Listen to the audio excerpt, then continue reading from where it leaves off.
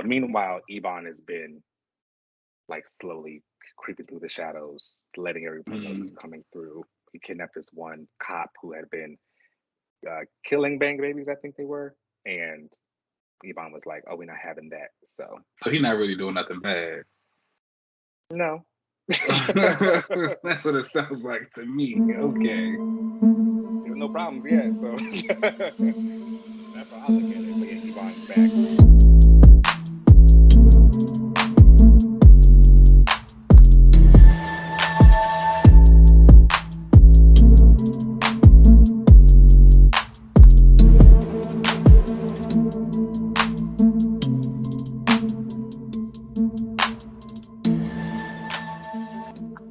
All right, y'all. Welcome back to another episode of another relaunch. I am Ricker Obert, aka Rocket.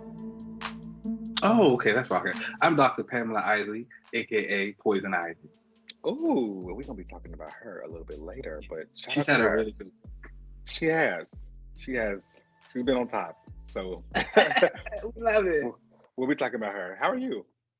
I'm doing well. It has been once again unseasonably warm in my area, so everyone's been out in shorts and things like that. We've been enjoying the sun. It was like 65 degrees, I think, yesterday.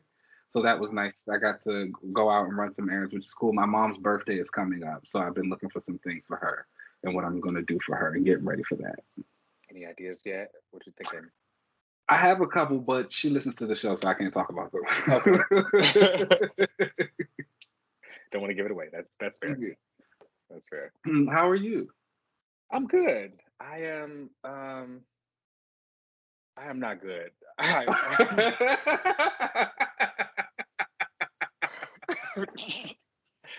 have been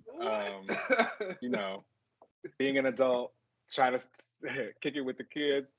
It was a genuine like pause of trying to be like, nah, I'm not. I'm not even going to fake the funk. I respect that though. These are hard times. These are like a trying time for I think everyone, and all we can do is the best. Take a day, take a breath. I'm having a great time. Trust me. Okay, that's all you can do. That's all we need. But here I am. Okay, that's good. Did you see the pics of them in Congress and Marjorie Taylor Greene was dressed in all white booing Joe Biden? Yes. Didn't that look like Emma Frost and Charles Xavier in the Quiet Council? Yeah. Arguably, like that's literally, as soon as I saw it, I said, she kind of looks like Emma. She walked in something that I think Emma's probably worn in the comics before. Like the fur coat, like the white, just on the back. Liar! She's definitely yelled at like Xavier before. Thumbs down, booing. I thought that was a really great moment of life imitating art. I just wanted to bring that up. Yes, great moment. If y'all are out there listening, then go find that on the internet because it's really funny.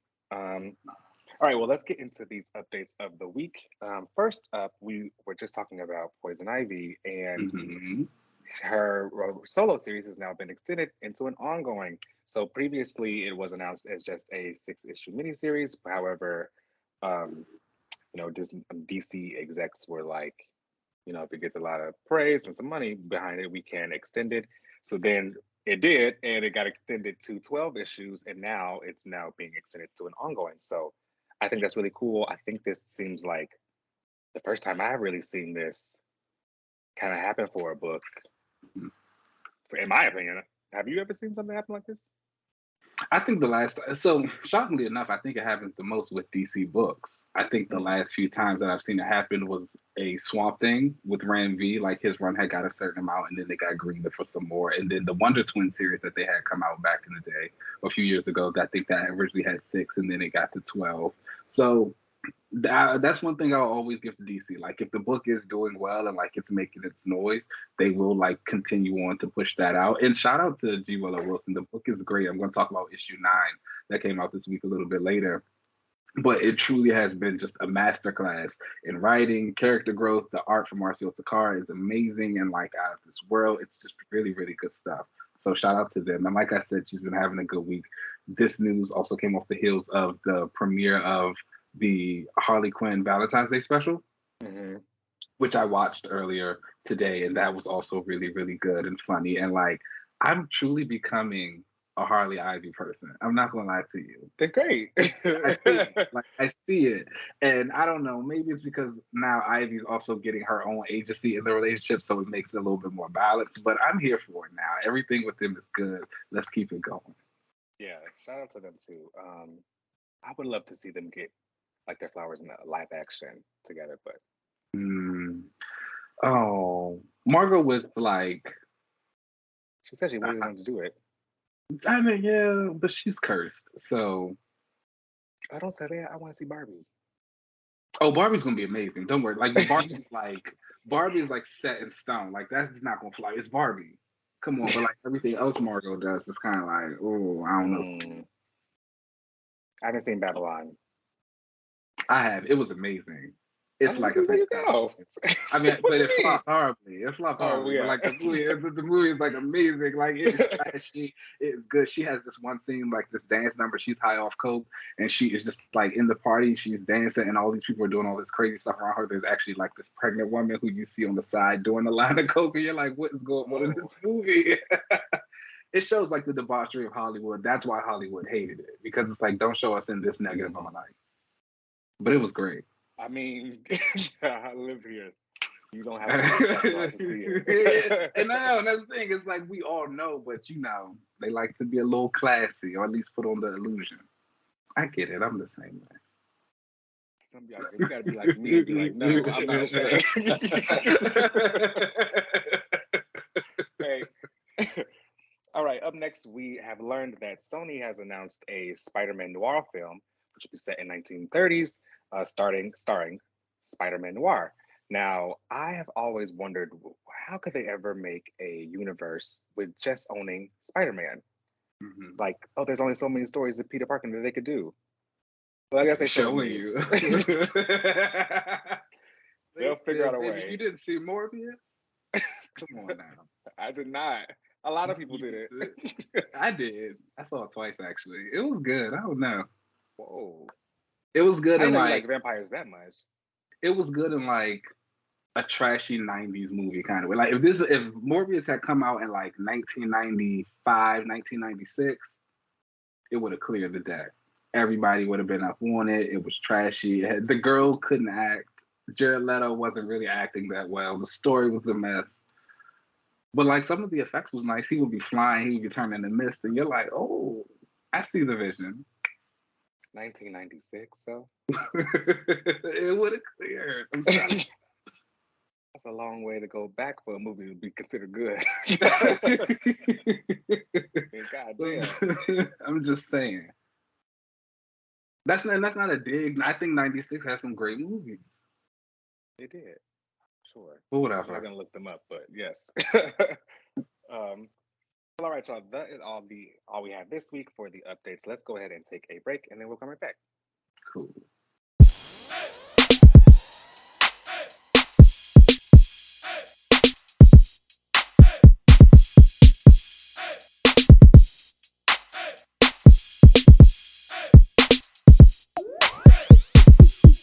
I think once this is over, there's a lot of potential to like age him up and really start kind of going to the next phase that you want. I hope so.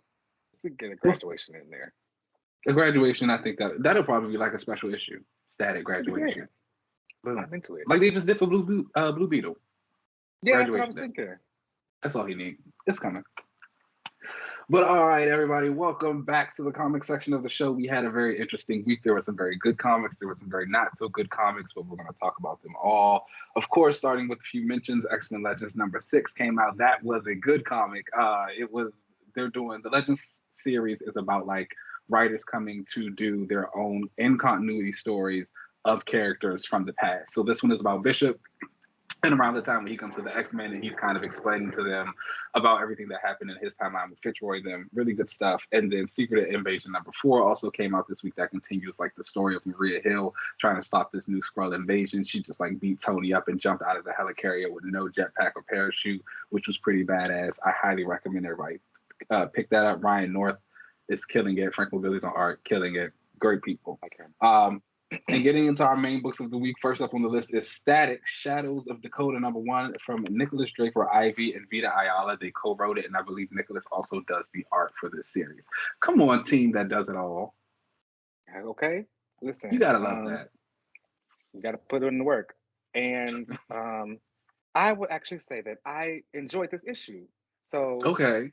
when they did the original season 1 stuff, I was a little like, I'm not really into this. I felt as though like Vita's story was lacking like a punch for me to really come back. The heart was there. I love what they were doing with Static's family specifically.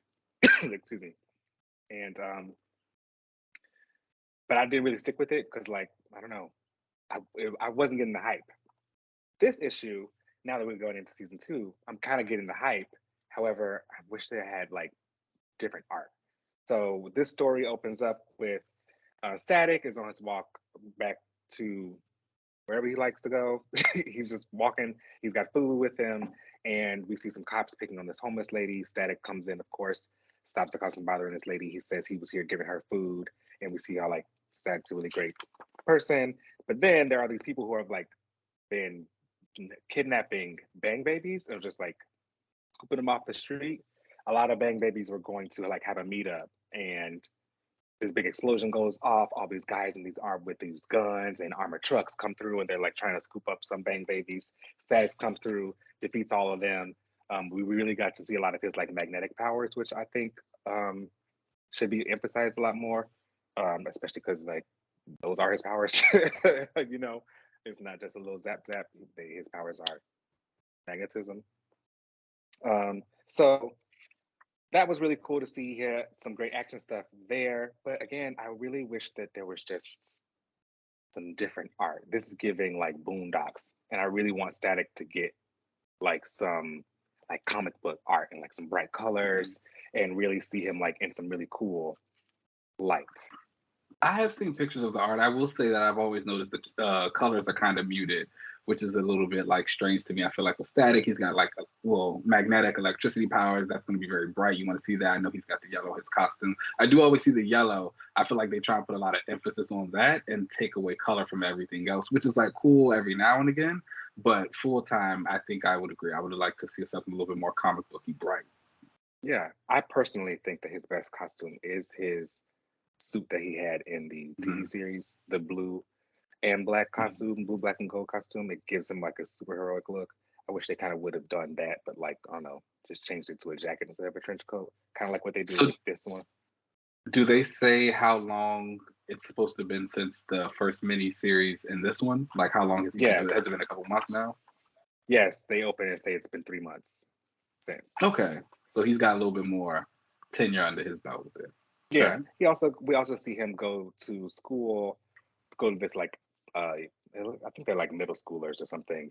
There's an Inventors of Tomorrow presentation, and he goes and he's with a mentor, because I guess Static is a mentor to this young kid who is an inventor.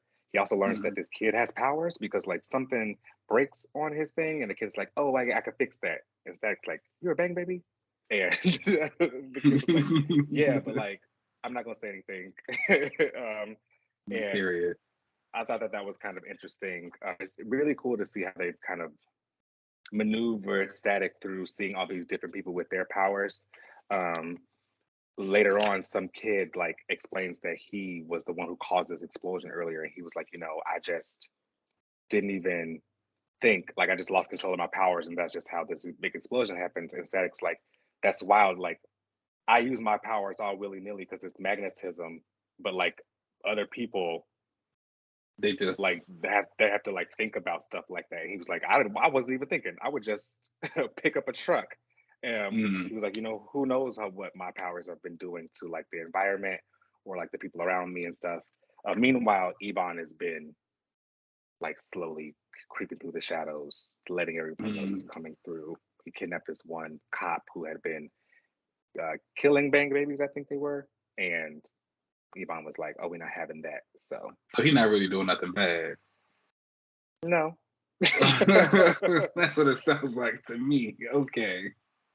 There's no problems yet, so that's how I look at it. But yeah, Ebon's back, which I think is kind of cool. he tossed the person into a moving train. So he's definitely letting everybody know he's back. Yeah, I'm interested in the story. I would hope that, potentially we may get a different artist. But I think this is only a mini series. I think it's only 6 issues. Well, what would you rate it so far? Or this issue? I would give this issue a 3 out of 5. Okay. A solid 3 out of Well, 5. The story that's was really solid. interesting. Static is great. We get to see him use his powers and be Static. Again, it's just the art for me. Okay. Sorry. Well, next up on our list is Poison Ivy number 9, and that comes from G. Willow Wilson and Marcel Takara. This is not a book that has problems with the art. Marcel Takara is genius and everything looks good. I don't know what to tell you. But so, when I had been talking about the previous issues, we discussed, Ivy was on this mission with her Lamia spore. She was going to cause another extinction level event. She ended up stopping. But while she was doing all of this, she had been writing Harley these letters just about her mind state, what she was doing, where she was going, how she felt about humanity, how she felt about her, da-da-da-da-da. Told Harley she was going to go live in this place, leave her alone. Harley picked her stuff up, said, I'm on my way. This issue, Harley arrives. They immediately kiss, embrace, go do a little nasty, and they're laying in bed and talking. And Harley tells Ivy that she wants to do her Lamia spore. She's like, I want to see the world the way that you do. So Ivy gives her a little taste.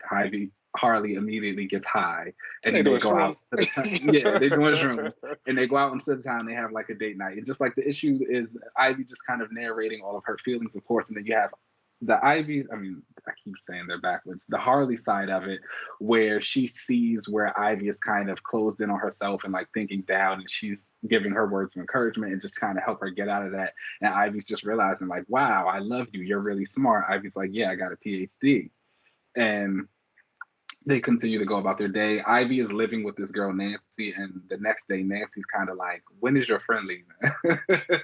And I mean, that's like, real. but Ivy's like, she can stay here as long as she wants, da, da, da. But then Harley's like, no, I'm leaving anyway. She's like, I got to go back to Gotham. I got work to do there. She's like, I want you to come back with me, though. I've got this house. I would love for you to be there. Ivy's telling her, I have my own stuff that I need to do. Harley's like, look, I'm not asking you to drop everything. I know you're a person with your own things. Do what you need to do, handle your business. And when you're done, just know there's a home for you in Gotham and I want you to come back there. And it was just like, boom. And Ivy's like, absolutely. Harley leaves. And it was just a really nice issue. And again, like I was saying earlier, I've really jumped on like this Harley Ivy train. I felt like their relationship has always been kind of, it was like there, but again, it was still a really big emphasis on Harley and Joker, and just kind of like how Ivy was there helping Harley get past that, and kind of felt like this thing on just that was helping her get over that. Now I feel like there's been a lot of work that's really been put into their relationship, showing them both as their own people, as independents, how they help each other, why they love each other. Wilson is killing it on this book. Takara's art looks really good. The part where they did shrooms together, like I genuinely kind of laughed a little bit because I was like, if my girlfriend had this power, I would probably do the same thing. Not gonna lie to you. Absolutely. So I thought that was a cute moment, and I thought it was a really nice way to kind of just set up this moment that shows that Harley and Ivy are together, even if they're not together, they can act. And I'm excited to see where the rest of this goes. I would give this issue like a 4.5 out of 5. Honestly, kind of almost 5 out of 5. It was like a really like perfect issue for me. And again, everybody knows I love True Love. And which, like, this was that. Yeah, I love that. This was that. All right. So next up on our list is Captain America's Symbol of Truth, and that comes from Tonyebuchi, and R.B. Silva is doing the art now. Okay. Let me tell you something. Sam has been having a really good time. Sam, like, genuinely has really good solo series as Captain America. I can't think of one that's been, like, bad or good art, all of that stuff. And this one here has really shown him going into more of like a world politics and like helping out other countries and things like that, whereas the rest, he was mostly like on the ground in America, in his cities, doing stuff like that. And here in this issue, while he was doing that, Falcon got injured, and the chemical that the White Wolf used to attack Falcon with has like reacted with his body in like this horrible way. He is like this villain. He's giving these monologues talking about like, oh, I'm the sidekick of Captain America who was left to die on the steps of like Parliament and all this stuff like that. And he's got his connection with Red Wing, so even Red Wing is attacking Sam, and they're just like beat him down. Nomad pops up and he's like, who is this?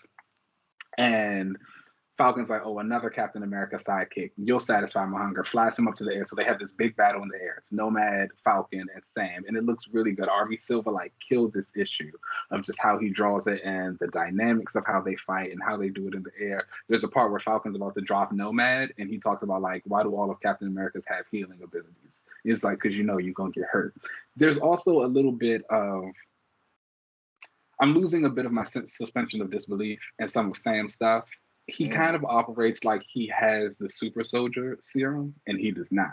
He is still a very like regular human guy, but like I don't mind it. But also some of the things you see him doing, and like take like the Falcon guys like lifting him very high up in the air, slamming him onto the ground. He's like lifting up these concrete slabs that also have children on it, and he's doing some things. Just like okay, you strong, but it's also funny. I've been watching this show called This is the quick sidebar.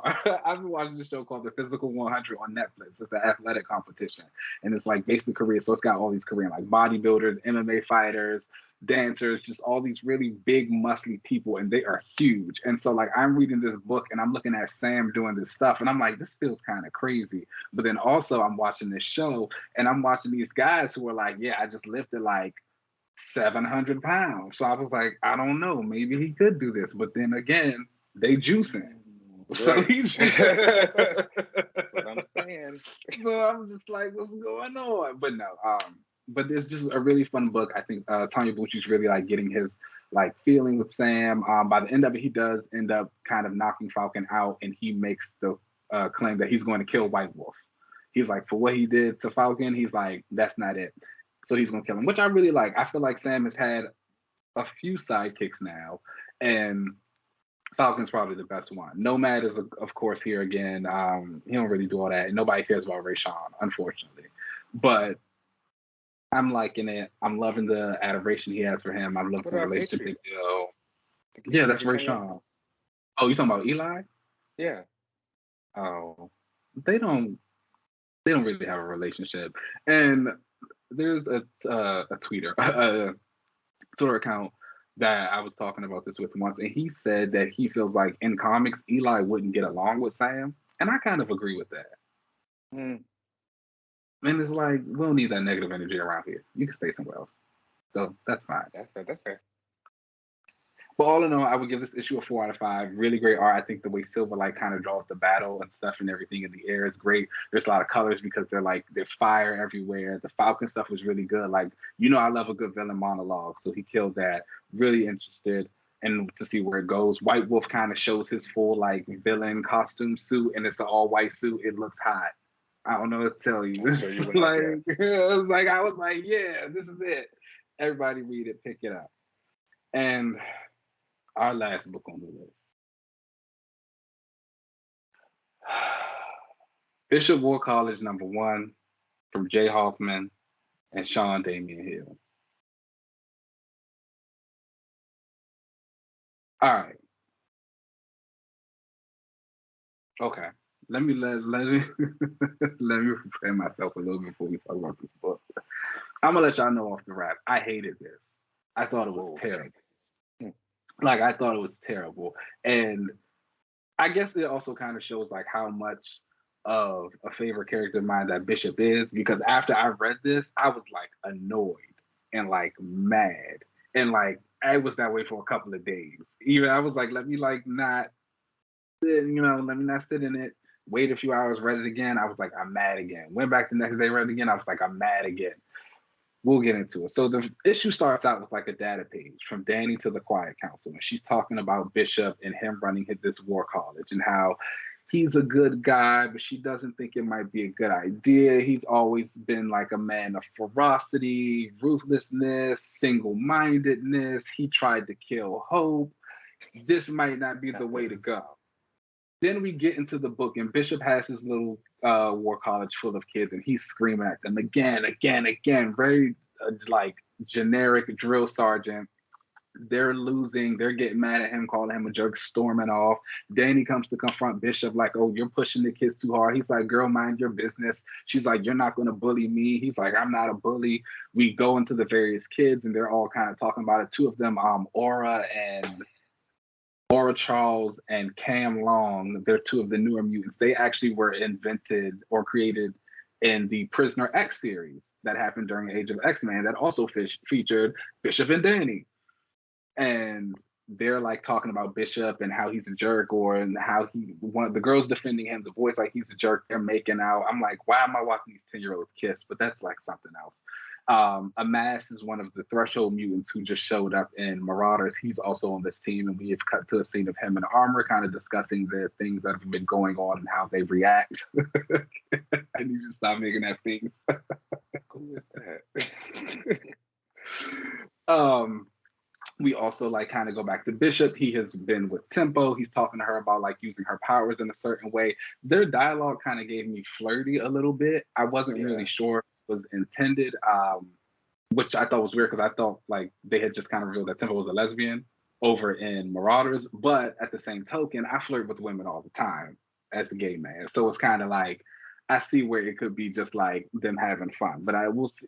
I don't know if I'm gonna stick with this to see where it goes, but we'll see. Nonetheless, Bishop comes back. He's like gathered all his little war college kids. He's talking to them. He's like, I come from this place that was like really run down. I had a hard life. If I'm like mean to you, it's because I care and I'm trying to push you. He takes them down to the space Krakoa that's kind of used as he's going to use basically as their training room. They've got Wrong Slide here. Tempo's using her powers to put him in this time loop where they just keep fighting back and forth. Fenris, who's been sulking around the island because they are trying to plan something, pop up. They still like, oh, you guys aren't supposed to be here. A fight breaks out. They do Blight Swill, from Otherworld to depower the kids, and Bishop randomly gets teleported to a different universe where he runs into Cyclops and Jean Grey, who are black. Hated it.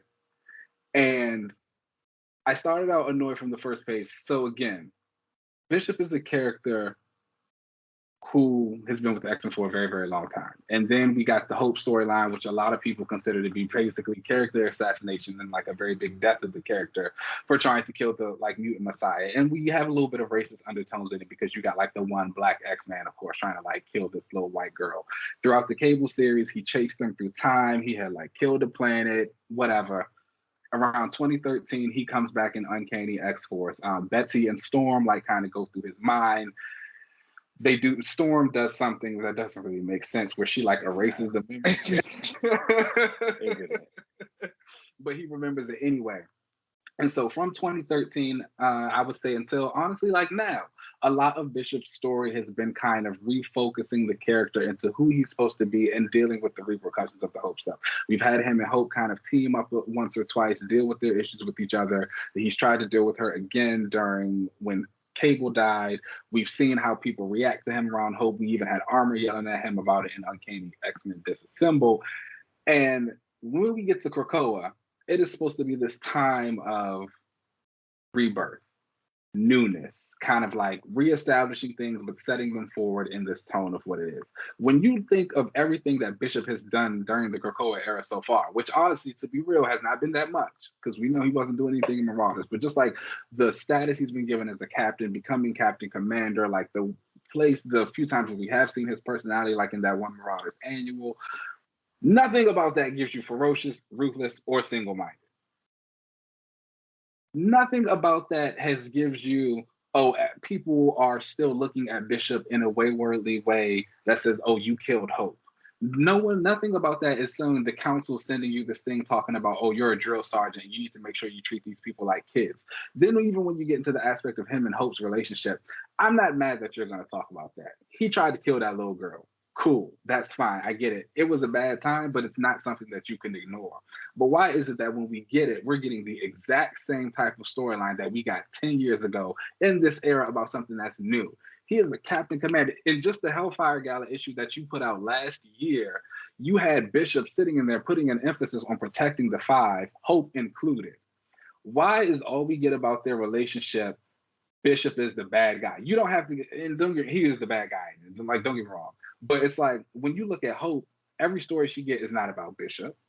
It's not about, oh, I'm still running for him. It's still about how she's grown from it, how she's changed. Even Danny, who is someone who was like chastising Bishop for his attempted murdering of Hope, you was the girl kicking her across the table and beating her ass in the cafeteria during the Utopia era. Kick straight in that chest.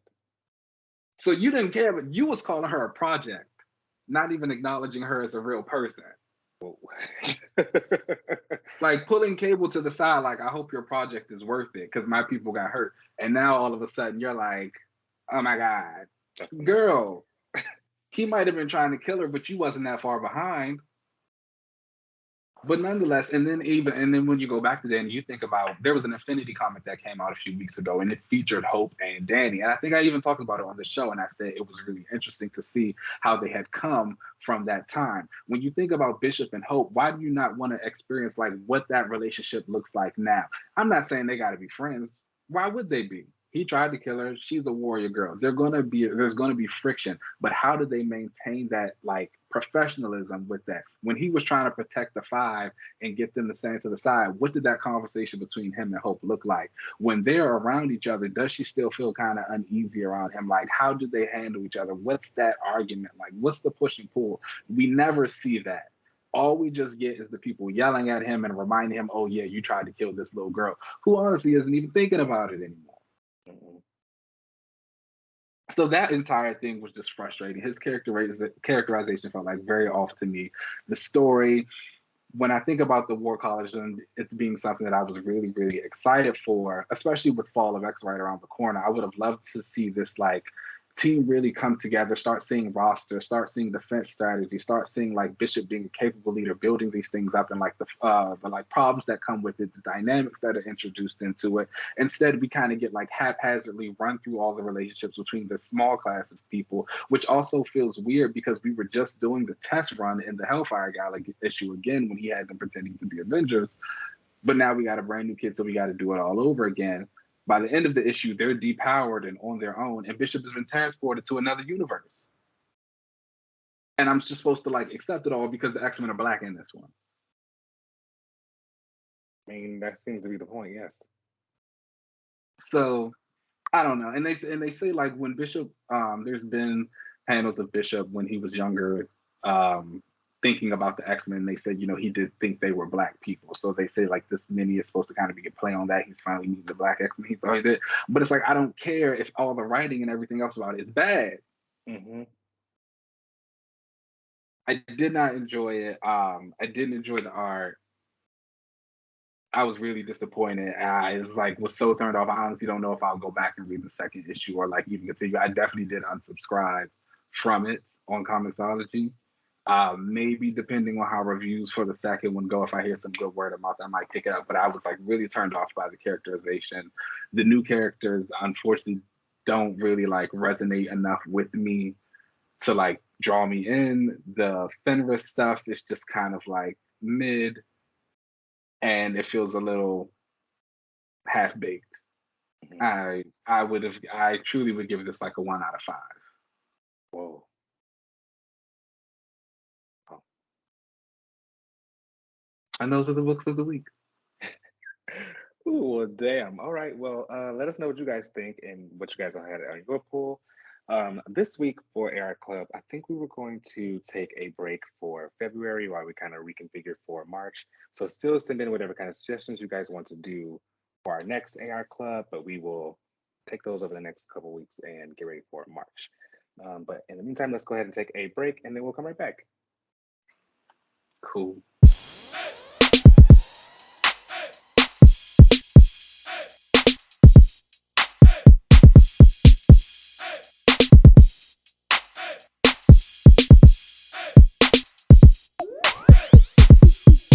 All right, y'all. Welcome back to the relaunch section of the show. And it is my week to come up with a relaunch. And y'all, I think it's time. I think it's time We're listening. that we do a Milestone relaunch. Now, hear me out.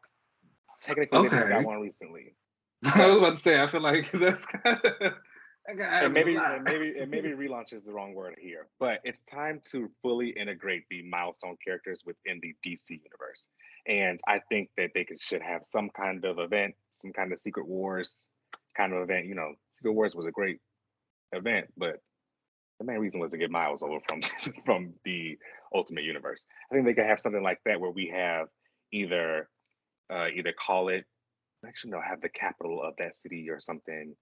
be Dakota or Milestone or something, Because what are they called now in the comics? They're on a completely separate Earth, Mm-hmm. and Dakota City is where everything kind of takes place. So I think that Okay. they could make either, a section in the DC universe the same way that Metropolis or Gotham, either call it Milestone or call it Dakota City, um, and So actually start to integrate these characters with the full DC universe. so I guess one of my things with Milestone is that whenever they do these reboots, I think we always get a lot of stuff about the new books that they're going to have, the new characters that they're going to have, how they're building this world out, things like that. With this relaunch of yours, is the intention also to kind of like bring a lot of those newer heroes back, or do you feel as though that there's just kind of a core, maybe like 5 or 6, who just are Milestone, and you just bring them in and then integrate it into that, or is it still like you're bringing all of that stuff that they wanted to make and bring in like the hero duo who can transform? Or I remember there was supposed to be like some secret ops team or something like that. Do those also come along? We're gonna start with the main girls: Static, Rocket, Icon, Hardware.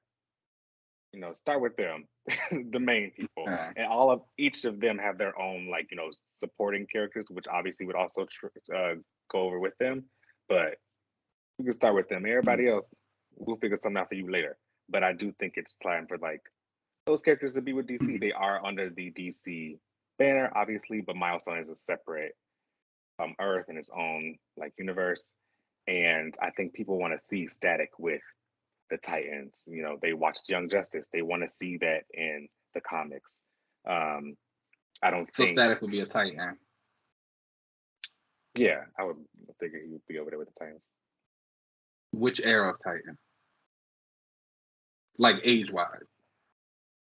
Um, hmm.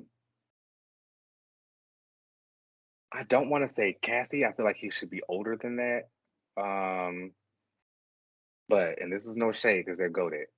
I don't think he's as old as you know, that new Teen Titans team, Oh, Starfire and Nightwing and them. Nightwing and Yeah, all they're of them. like 30. Yeah. Well, realistically, in the real world, they should be like 30. DC's probably trying to say they're like 23, but Yeah. Yeah. But we know what it really is. We know what the IDs say.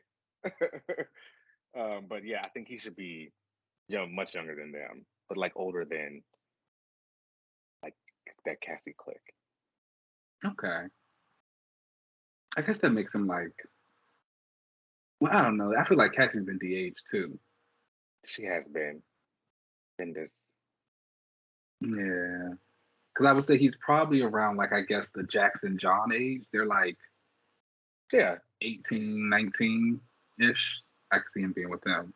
But they not Titans. They leaguers. That's the That's funny. See, Aquaman, the again, single man right there. I think that'd be interesting to see all of the frictions that could happen with, oh, you're a leaguer, I'm a Titan, what they can and cannot do with each other. Um, but again, Static and their other Milestone characters, I would like them to get in on that action, and they can't do that completely separated from All everyone the else.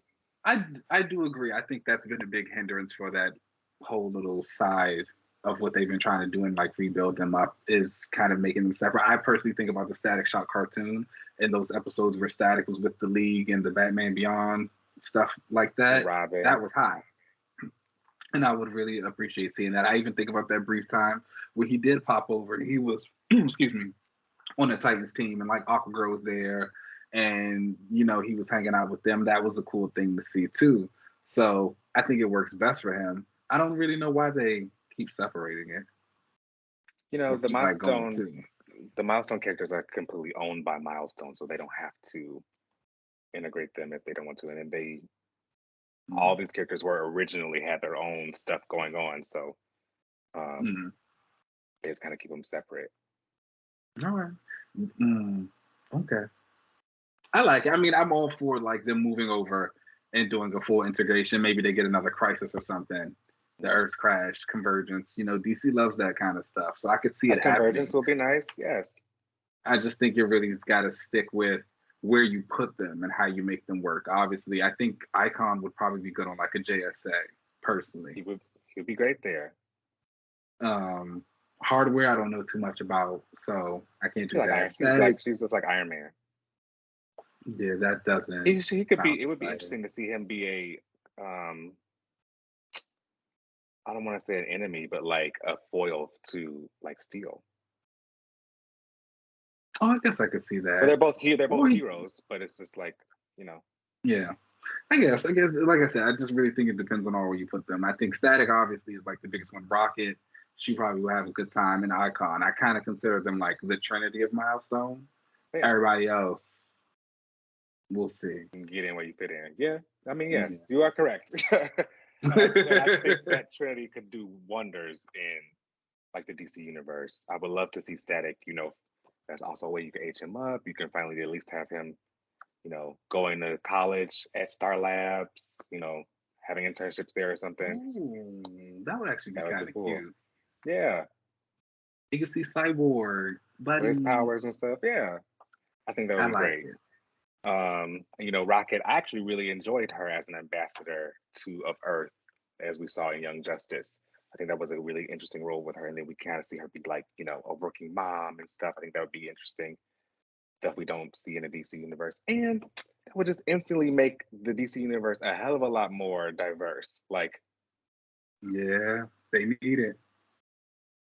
I mean, come on, it's right there, y'all. So maybe it's coming. Maybe there's something out there and I don't know it.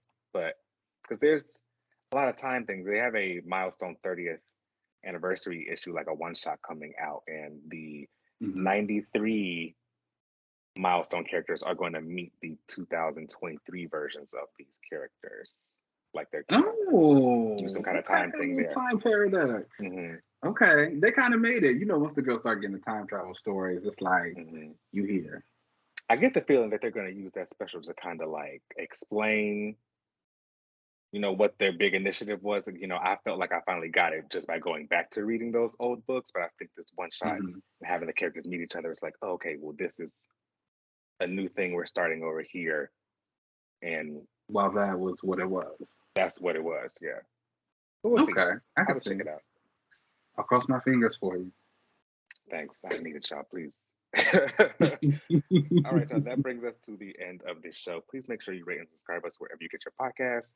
You know, you can find us on Twitter and Instagram at Another Relaunch. You can email us at anotherrelaunch@gmail.com. You can watch us at Another Relaunch TV. You can find me on most social media platforms at UncannyLZ. Keenan, where can they find you? You guys know you can find me on Twitter and Instagram at Keenan Lance. As always, there's an underscore at the end. Boom. All right, y'all, let's get up out of here, and then we'll catch you next week. Peace. Bye.